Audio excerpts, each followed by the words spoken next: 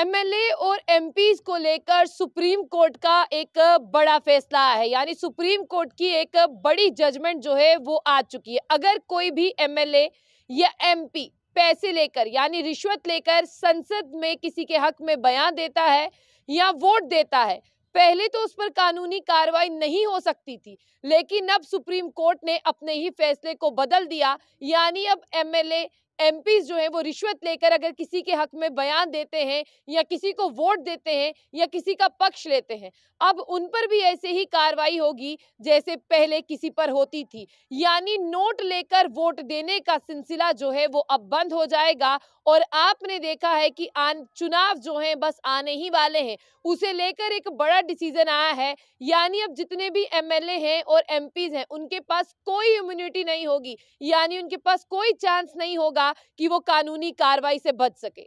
ये खुद में एक बड़ा डिसीजन इसीलिए भी है क्योंकि इसके बाद भारत का संविधान और भारत की डेमोक्रेसी जो है वो और स्ट्रांग हो जाती है। जिस हिसाब से आपने लोगों के मुंह से कभी ना कभी सुना होगा, लोगों ने ये जरूर कहा होगा कि ये तो एमएलए है और ये तो एमपी है, इनके ऊपर कहां से कानूनी कार्रवाई होगी। लेकिन आपको बता दें, डीवाई चंद्रचूड़ यानी चीफ जस्टिस ऑफ इंडिया ने साफ तौर पर यह कह दिया कि सुप्रीम कोर्ट अपने ही पुराने फैसले को जो है वो बदलने जा रहा है। यानी ये फैसला जो है 1998 का है, जिसने पीवी नरसिम्हा राव केस में जो इस फैसले को बदल दिया। और साफ तौर पर डीवाई चंद्रचूड़ ने यह कह दिया कि जो नई जजमेंट है यही लागू होगी, जो पुरानी है उस फैसले को हम बदल देते हैं। अब मैं आपको बता दूं कि 26 साल पुराना फैसला आज सुप्रीम कोर्ट ने बदल दिया। और इसमें सुप्रीम कोर्ट में जो है वो 7 जजों की बेंच ने जो है डिसीजन को एग्री किया और 7 जजों ने मिलकर जो है यानी 7 चीफ जस्टिस ने मिलकर ये डिसीजन लिया, जिसमें आर्टिकल 105 यानी अनुच्छेद 105 का हवाला भी दिया गया